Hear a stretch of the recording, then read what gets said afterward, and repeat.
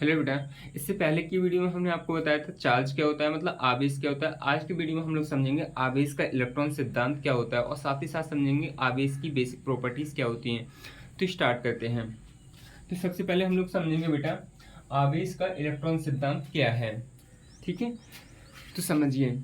हम जानते क्या हैं, हम जानते हैं कि कोई भी पदार्थ समझते हो ना, जो कुछ भी दिख रहा है हमें, ठीक है, वो क्या है, पदार्थ है जो स्पेस घेरा है।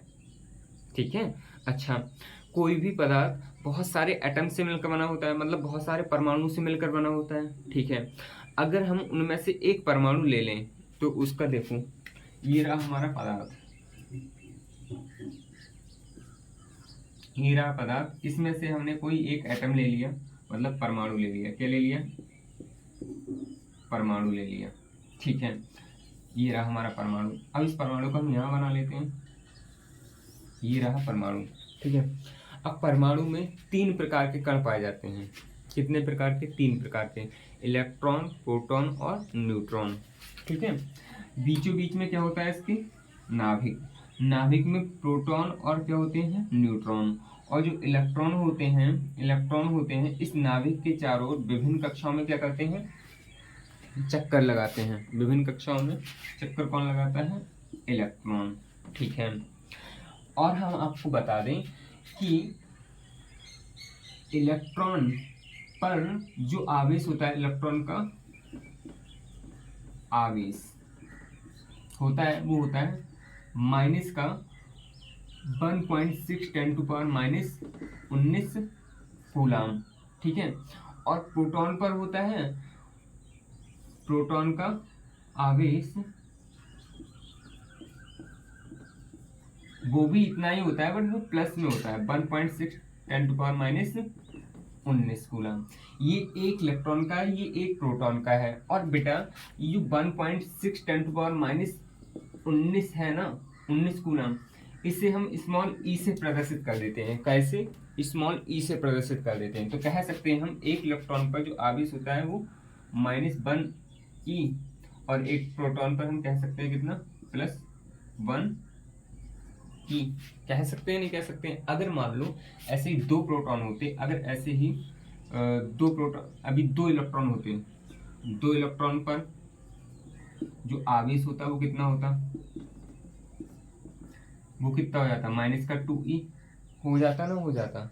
ठीक है बेटा, ऐसे ही प्रोटॉन की बात करें तो प्रोटॉन पर कितना हो जाएगा? 2p पर जो आवेश होगा कितना हो जाएगा? +2e हो जाएगा, नहीं हो जाएगा? ठीक है बेटा, ये कहानी अभी हम और बताएंगे, फिलहाल यहाँ आ जाते हैं। न्यूक्लियस में प्रोटॉन, मतलब नाभिक में प्रोटॉन और न्यूट्रॉन होते हैं। इलेक्ट्रॉन इनके चारों ओर विभिन्न कक्षाओं में क्या करता रहता है? चक्कर लगाता रहता है। ठीक है, अब जो नाभिक है ना, नाभिक में प्रोटॉन और न्यूट्रॉनों के बीच, प्रोटॉन और न्यूट्रॉनों के बीच जो एक फोर्स लगता है जिसे हम बोलते हैं नाभिकीय बल, ये बहुत स्ट्रांग होता है। ठीक है, मतलब बहुत शक्तिशाली होता है। अब बहुत शक्तिशाली है तो हम इस प्रोटॉन को तो बाहर निकाल नहीं सकते, हम इस प्रोटॉन को तो बाहर निकाल नहीं सकते। हम बाहर किसे निकाल सकते हैं? इलेक्ट्रॉन को। ठीक है, किसे निकाल सकते हैं? इलेक्ट्रॉन को। तो समझो बेटा, अभी हमने कुछ ना निकाला है इसमें और ना डाला है क्या हमारा? एटम है। क्या हमारा? एटम। तो ये एटम अभी न्यूट्रल है, मतलब उदासीन है। कैसा है बेटा? उदासीन है। अभी कैसा है? उदासीन है। ठीक है, अच्छा, उदासीन का मतलब इस पर नेट जो चार्ज है, नेट चार्ज है वो 0 है। ठीक है, आप मतलब चार्ज, सिर्फ चार्ज बोले, सिर्फ आवेश बोले तो सिर्फ आवेश 0 नहीं है, नेट का मतलब कुल आवेश 0 है। कैसे कैसे बोल दिया? तो समझो, हम जानते हैं कि किसी भी एटम में इलेक्ट्रॉनों की संख्या बराबर क्या होता है? प्रोटॉनों की संख्या। अब ठीक है, अब इलेक्ट्रॉन पर जितना नेगेटिव चार्ज होता है, इलेक्ट्रॉन पर जितना नेगेटिव चार्ज होता है, प्रोटॉन पर भी उतना ही कैसा चार्ज होता है? प्लस में होता है। ठीक है। तो नेट नेट का मतलब कुल, जैसे मैं कहूँ ये इलेक्ट्रॉन का आवेश है और प्रोटॉन पर कितना है, प्रोटॉन पर भी इतना ही है बट वो प्लस में है। तो अगर ये किसी एक एटम की बात करोगे तो उस एटम में जितने प्रोटॉन होते हैं उतने ही क्या होते हैं, इलेक्ट्रॉन होते हैं। दोनों पर सेम चार्ज होता है बट प्रोटॉन पर प्लस होता है और इलेक्ट्रॉन पर नेगेटिव होता है। दोनों को अगर कुल करोगे तो ये माइनस का ई मतलब माइनस का चार्ज और ये प्लस का चार्ज कितना हो जाएगा, फाइनल आंसर जीरो हो जाएगा, मतलब कुल आवेश क्या हो जाएगा, जीरो। ठीक है बेटा। अच्छा अब समझो, अगर हम इस एटम से इलेक्ट्रॉन को निकालें, इलेक्ट्रॉन को क्या करें, निकालो। हम ले लेते हैं, मान लो सोडियम ले लिया हमने, क्या ले लिया, सोडियम ले लिया। तो ये रहा हमारा सोडियम, ठीक है। अब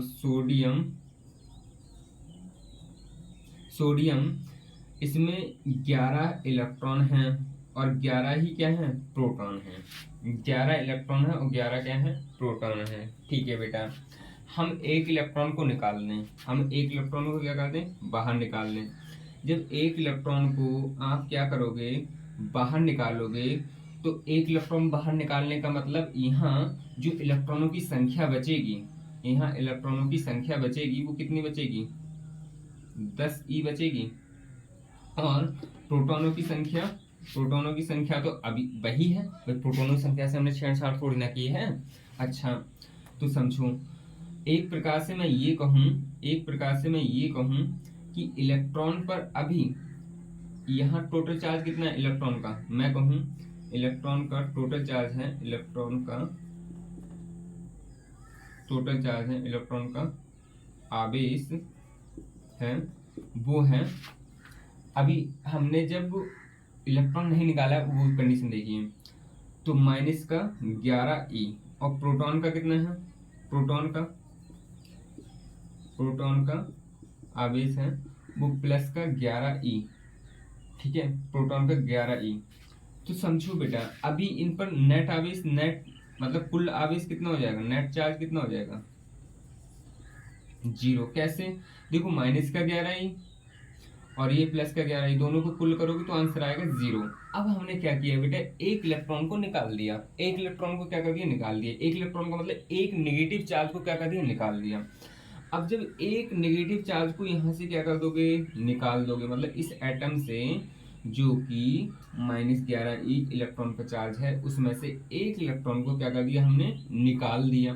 अब जब एक इलेक्ट्रॉन को निकाल दिए तो यहाँ कितने बचे होंगे, 10 इलेक्ट्रॉन बचे होंगे। कितने, 10 बचे होंगे। अब समझो, तो यहाँ अब कितने बचे, एक इलेक्ट्रॉन को हमने बाहर का रास्ता दिखा दिया, यहाँ कितने बचे हमारे, 10 इलेक्ट्रॉन बचे, माइनस के 10e चार्ज बचा। और प्रोटॉन तो अभी भी हमारे उतने ही हैं, प्रोटॉन तो अभी भी हमारे 11e ही हैं। अब नेट चार्ज कितना आएगा, नेट चार्ज आएगा अब +1e, कैसे, ये 11e प्लस का है और ये 10e माइनस का है, ठीक है बेटा।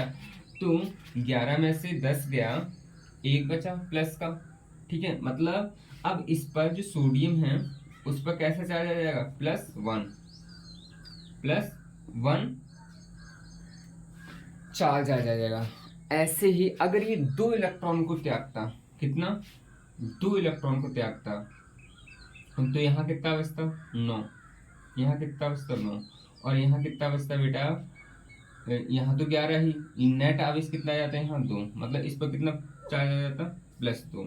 ऐसे करके कहने का मतलब, एक प्रकार से कहें तो जो प्लस चार्ज है वो क्या दिखा रहा है, इलेक्ट्रॉनों की कमी है वृद्धि, तो प्लस चार्ज इलेक्ट्रॉनों की कमी दिखा रहा है, इलेक्ट्रॉनों की कमी तो दिखा रहा है, इसने इलेक्ट्रॉन त्यागे तो हैं तभी तो इस पर प्लस चार्ज आया है ना। और ऐसे ही अगर ये 3 इलेक्ट्रॉन को क्या करता, डोनेट करता, दान करता, तो इस पर कितना हो जाता, 3+3, ठीक है बेटा। ऐसे ही अगर कोई भी एटम इलेक्ट्रॉन क्या करे, ले, अब जब इलेक्ट्रॉन लेगा तो सिंपल सा समझ लो, अब मेरे तरीका से समझ लो, अगर कोई भी एटम इलेक्ट्रॉन लेगा, एक तरह से कर्जा ले रहा है, जब लेगा तो उस पर माइनस चार्ज आ जाएगा, लेगा तो उस पर क्या चार्ज आ जाएगा, माइनस चार्ज आ जाएगा।